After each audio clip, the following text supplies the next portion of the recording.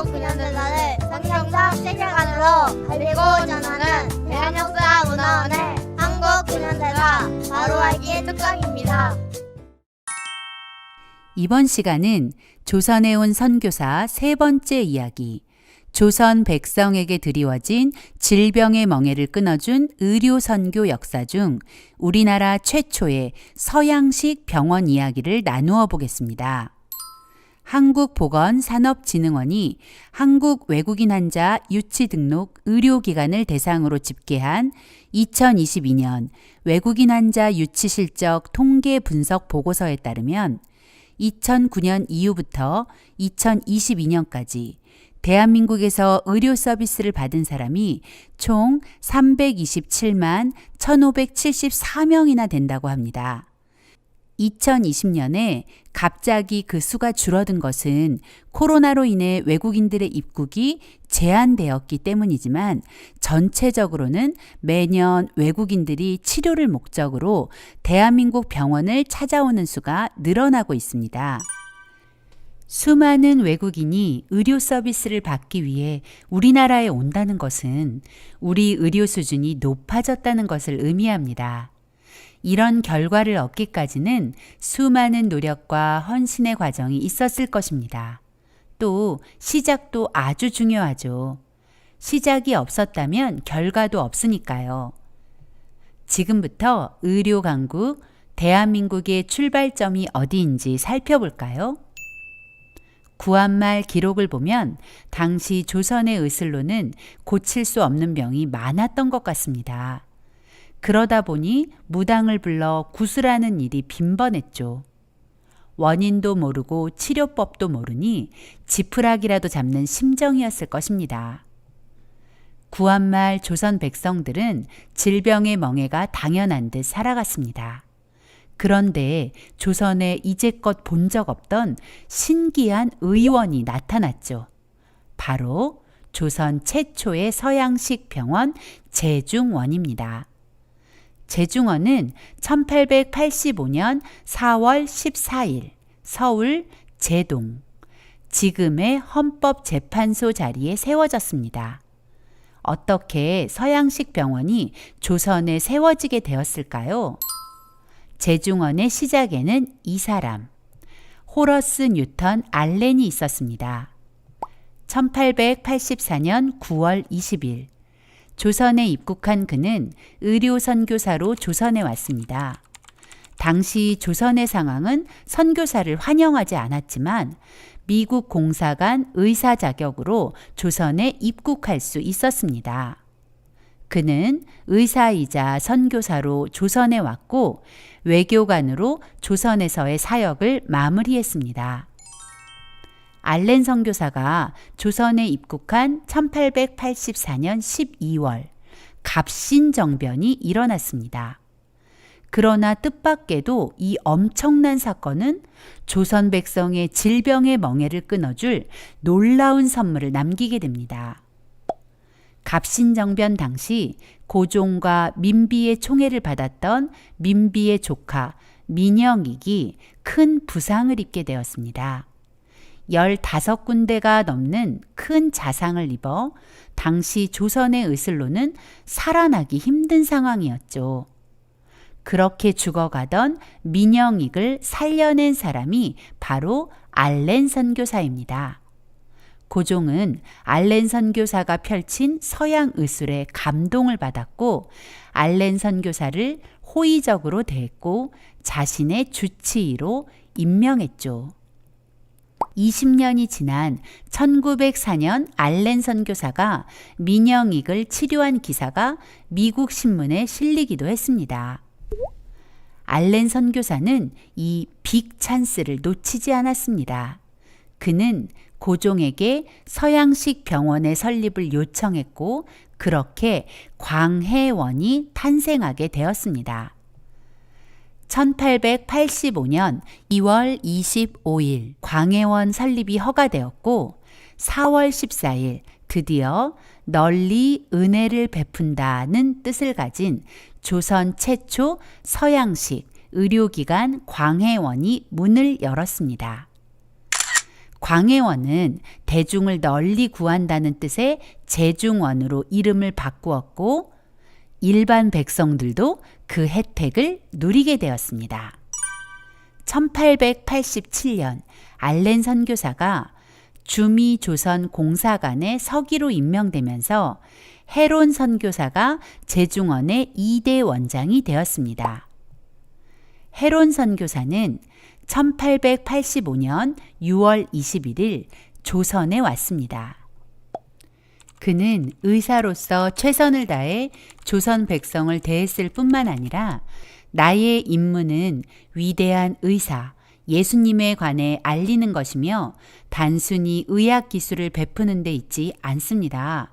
이들을 위해 돌아가신 구세주를 전하기를 간절히 바라고 있습니다라며 조선 백성의 영원 구원에 열정적이었습니다. 헤론 선교사는 미국 동남부의 명문 테네시 대학을 학교 설립 이래 최우수 성적으로 졸업할 만큼 유능한 인재였습니다. 학교 측에서도 헤론에게 교수직을 제안했을 정도였으니까요. 하지만 헤론 선교사는 그 제안을 마다하고 조선에 왔습니다. 그가 늘 말하던 대로 위대한 의사이신 예수님을 조선 백성에게 전하여 조선을 자유롭게 하기 위해서 말이죠. 제중원의 2대 원장이 된 헤론 선교사는 외국인 거주지에 있던 제중원을 지금의 을지로 입구인 구리개로 이전합니다. 좀 더 많은 사람이 쉽게 제중원에 올 수 있게 하려는 배려였습니다. 구리개로 이전한 제중원은 본격적으로 외과 수술을 시작했고 남자 의사에게 치료받기를 꺼리는 여인들을 위해 여성 의사를 초빙해 부인과를 개설해서 누구나 진료를 받을 수 있도록 병원 문을 활짝 열었습니다. 헤론 선교사는 종종 사무엘 무어 선교사를 제중원에 초청해 예배드리고 환자들에게 복음을 전했습니다. 아무리 훌륭한 지식을 쌓고 몸이 건강해도 예수님을 영접하지 못한다면 그 모든 것이 아무 소용이 없다는 것을 알았기 때문에 헤론 선교사는 조선 백성들에게 가장 중요한 구원자 예수님을 알리려 했던 것입니다. 헤론 선교사는 1890년 6월 조선 선교서회를 창설하여 복음을 전하는 소책자들을 인쇄하여 출판하는 일에 아주 열정적이었습니다. 그는 조선에서 문서 선교의 중요성을 주장한 첫 번째 선교사였습니다. 헤론 선교사는 조선 사람을 사랑하고 누구나 치료하는 이상적인 의료 선교사, 신실하게 성경을 연구하는 사람, 복음을 위해 최선을 다하는 선교사로 복음 전파의 기초 공사를 다져놓았죠. 그렇게 조선에서 사역한 지 5년이 되던 1890년 7월 26일 그는 전염성 이질로 주님의 부름을 받았습니다. 당시 서울 사대문 안과 도성 주변에는 외국인들을 매장하는 것이 법으로 금지되어 있었습니다. 조선 조정이 허락한 부산, 원산, 인천의 일부 지역에만 외국인을 위한 묘지가 허락되었습니다. 외국인의 수가 늘어나자 프랑스 공사관에서 외국인 시신을 매장할 부지를 요구하기 시작했고 마침 헤론 선교사의 죽음으로 그 일이 급속히 추진되면서 양화진에 외국인 묘지가 생기게 된 것입니다. 이렇게 헤론 선교사는 이틀 후인 7월 28일 양화진에 묻힌 최초의 선교사가 되었습니다. 헤론 선교사 이후로 많은 선교사가 목숨을 바쳐 조선에 복음을 전하다가 그 달려갈 길을 다하고 양화진에 묻히게 되었습니다. 이 사람은 누구일까요? 이 사람은 고종의 시의, 즉 주치의였습니다. 그리고 제중원의 4대 원장이기도 했죠. 이 사람은 우리나라 최초의 의과대학을 신설하여 우리나라 최초 의사 7인을 배출한 의학 교수였습니다. 그리고 우리나라 최초의 종합병원인 세브란스 병원을 세운 의사였죠. 이 사람은 누구일까요? 올리버 에비슨 선교사입니다. 이 그림은 에비슨 선교사의 사역을 아주 잘 묘사하고 있죠. 그림의 가장 뒤편에 보이는 기와집은 우리나라 최초의 근대식 병원 제중원, 그리고 그 앞에 7명의 흰옷을 입은 사람들은 우리나라 최초 의사 7인, 마지막으로 맨 앞 나이든 할아버지가 앉고 있는 건물은 우리나라 최초의 종합병원 세브란스 병원입니다. 캐나다에서 의사로 성실히 일하던 에비슨 선교사는 선교사들을 돕는 일에 앞장섰던 사람이었습니다. 그러던 중 언더우드 선교사의 권유로 조선 선교사로 헌신하게 되었습니다. 캐나다 감리교회 소속이었던 그는 하나님의 일을 하는데 교파는 상관이 없다며 1893년 6월 미국 북장로회 파송을 받아 조선에 왔습니다. 부산에서 언어 공부를 하던 중 제중원 원장직을 제의받고 서울로 오게 됩니다. 1대 원장 알렌 선교사를 거쳐 2대 원장이었던 헤론 선교사가 하나님의 부름을 받고 난 후 빈튼 선교사가 제중원의 3대 원장이 되었습니다. 그러나 안타깝게도 시간이 흐르면서 조선 왕실과 제중원은 잦은 마찰이 있었습니다. 마찰의 원인은 복음을 전하는 일과 운영권을 가진 왕실의 운영상 비리 때문이었습니다. 사실 운영비의 대부분이 선교부로부터 오고 있었습니다. 이런 상황 속에서 결국 빈튼 선교사는 제중원의 원장직을 내려놓게 되었고 에비슨 선교사에게 제중원의 4대 원장을 맡아달라는 제의가 들어온 것입니다. 에비슨 선교사는 원장직을 수락하는 조건으로 조선 왕실이 운영에서 빠지는 것과 그 운영권을 미 북장로회로 넘겨주는 것을 제안했습니다. 드디어 1894년 조선 왕실이 가지고 있던 제중원의 운영권은 미 북장로회로 넘어왔고 제중원은 비로소 완전한 선교병원이 되었습니다. 미 북장로회가 운영권을 가지게 되면서 제중원은 더 많은 사람에게 의료 혜택을 줄 수 있게 되었습니다. 이곳은 어디일까요? 미국 뉴욕 카네기홀입니다. 이 사진은 카네기홀의 1900년대 모습입니다. 1900년 4월 21일부터 5월 1일까지 약 10일 동안 카네기홀에서는 해외 선교 회의라는 아주 큰 선교 행사가 열렸습니다. 이때 에비슨 선교사도 이 회의에 참석했습니다. 당시 조선의 의료 선교는 제중원을 비롯해 선교사들이 각각 운영하는 진료소들 뿐이었습니다. 그런데 문제는 위급한 환자가 왔을 때 그 환자에게서 발생하는 여러 상황을 한 번에 대처하기 힘들었다는 것입니다. 갑작스럽게 발생하는 환자의 증상들을 치료하려 해도 전문 분야의 의사들이 한 곳에 모여 있는 것이 아니다 보니 의사를 기다리다가 환자는 증세가 악화되어 목숨을 잃는 일이 빈번했던 것이죠. 에비슨 선교사는 이런 상황이 너무나 안타까웠고 만약 조선에 종합병원이 있다면 더 많은 사람을 살릴 수 있다고 생각했습니다. 그러던 중 에비슨 선교사가 뉴욕에서 열리는 이 해외 선교대회에 참석하여 조선의 의료 선교 실상을 알릴 기회를 가지게 된 것입니다.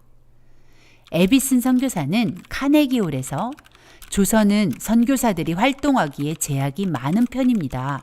하지만 의료 선교만큼은 제재가 없습니다.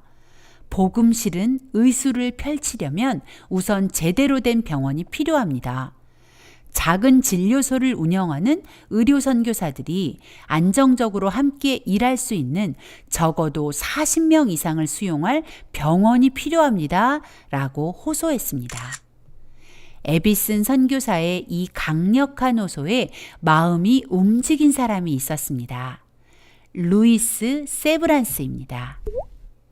그는 신실한 기독교인이고 석유왕 록펠러의 사업 파트너이자 스탠더드 오일의 대주주였습니다.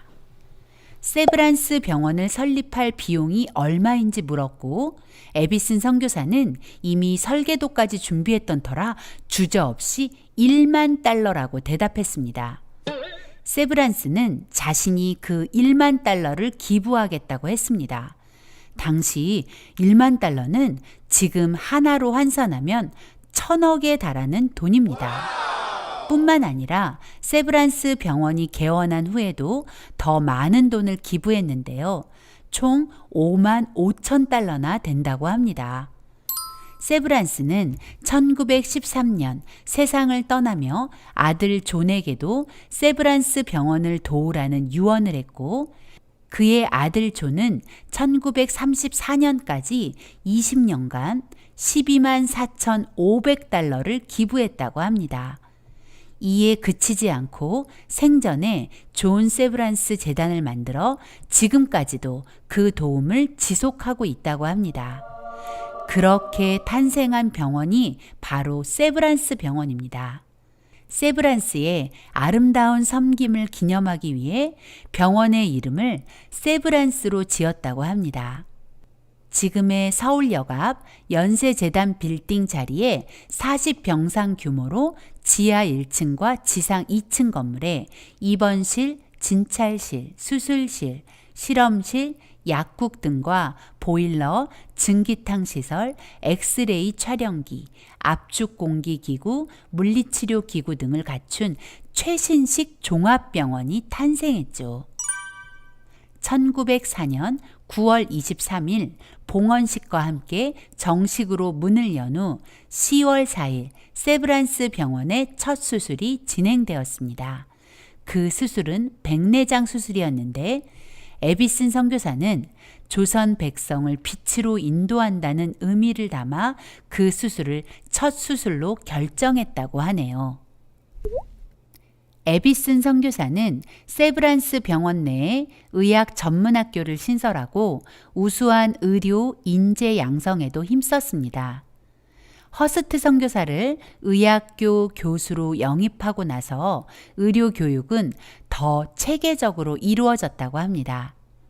이 사진은 세브란스 병원에서 수술하는 에비슨 선교사, 허스트 선교사, 그리고 뒤편 중앙에 보이는 사람이 백정 출신 의사, 우리나라 최초의 7인의 의사 중 하나인 박서양입니다. 백정, 박가, 박성춘의 아들이죠. 에비슨 선교사는 자기 같은 외국인 의사 몇 명만으로 조선 의료를 책임질 수 없다는 사실을 깨달았습니다. 결국은 조선인 의사들이 조선인을 돌보아야 하기 때문에 더 많은 의사를 교육시켜 배출하는 일이 시급하다고 생각했죠. 그는 조선인 의학생들을 가르치기 위해 한글로 된 해부학 교과서가 필요하다는 것을 절감했습니다. 에비슨 선교사는 열정을 다해 해부학 책을 번역했지만 원고가 사라지거나 불에 타는 좌절을 맛보아야 했습니다. 그러나 에비슨 선교사는 포기하지 않고 마침내 김필순 번역, 에비슨 교열의 첫 한글 해부학 교과서인 해부학을 1906년 완성했습니다. 그 후로도 여러 교재를 한글로 집필해 조선인 의사를 키우는 일에 최선을 다했습니다. 세브란스 병원 의학교는 1908년 우리나라 최초의 의사 면허를 부여받은 제1회 졸업생 7명을 배출했습니다. 1909년 학교 이름을 세브란스 의학교로 개칭하였고 1913년에는 서울에 있던 각 선교 교파가 공동으로 세브란스에 지원하게 되면서 학교 이름을 세브란스 연합의학교로 바꾸었습니다. 1917년에는 전문학교 규칙에 따라 세브란스 연합의학전문학교로 인가되었습니다. 당시 일제에 의해 운영되던 관립의료기관이나 학교와는 달리 세브란스는 유일하게 조선인을 위한 병원이자 의학교육기관이었습니다. 일제 말기에 학교의 이름이 아사히 의학전문학교로 바뀌는 어려움을 겪기도 하였으나 해방과 함께 세브란스 의과대학으로 재탄생하였고 1957년 세브란스 의과대학과 연희대학이 하나가 되면서 연세대학교가 탄생하게 되었습니다. 에비슨 선교사는 자신의 뒤를 이을 세브란스 의학전문학교의 두 번째 교장으로 조선 사람 오긍선을 지명했습니다. 세브란스의 다른 외국인 선교사들은 이 결정에 대해 적지 않게 반발했지만 에비스는 자신의 뜻을 굽히지 않았다고 합니다. 그가 이런 결정을 내린 이유는 조선 사람을 존중하는 마음이 있었기 때문입니다. 에비슨 선교사는 선교사들은 언젠가 떠날 사람이고 결국은 조선 사람이 이 모든 일을 맡아야 한다. 그들은 충분히 우수하며 그 모든 일을 맡는데 전혀 부족하지 않다고 믿었습니다. 에비슨의 그 믿음대로 지금 대한민국의 의료는 놀라울 정도로 발전했고 세계의 주목을 받게 되었죠. 현재 연세의료원은 서울 신촌과 강남, 경기도 용인, 강원도 원주 등을 합쳐 3,400병상 규모의 의료시설을 갖추고 있으며 보건대학원, 간호대학원, 의과대, 치과대, 간호대 등의 교육기관을 거느리고 있는 거대 병원으로 성장하였고 여전히 많은 사람을 살리고 사람을 살릴 의료진을 길러내고 있습니다. 의사이자 교수이며 지필가였던 김두종 선생의 한국의학사에서 김두종 선생은 세브란스 병원에 대해 이렇게 말합니다. 세브란스 병원은 우리나라 서양의학의 발상지로서 우리나라에 전해온 근세의학의 역사 중에 가장 광채 있는 페이지를 차지한 것도 세브란스 병원이거니와 우리 의학의 발전적 과정에 있어서 민족적 고난과 호흡을 같이 하게 된 것도 세브란스 병원이다. 김두종 선생의 말처럼 세브란스 병원은 우리나라 서양의학의 출발점이었습니다. 그리고 오늘 대한민국의 건강을 책임지며 찬란한 빛을 발하고 있습니다. 그 시작이 바로 의료 선교사들이었습니다. 오늘 배운 것을 한번 정리해 볼까요? 1884년 12월 갑신정변은 뜻밖에도 조선 백성의 질병의 멍에를 끊어줄 놀라운 기회를 여는 문이었습니다. 그 문을 열고 광해원이 세워졌고 광해원이 제중원이 되었습니다. 제중원은 4명의 선교사 원장을 거치며 점점 조선 백성에게 드리워진 질병의 멍에를 끊어갔습니다. 제중원은 우리나라 최초 종합병원인 세브란스가 되었고 질병으로부터 해방을 선포했습니다.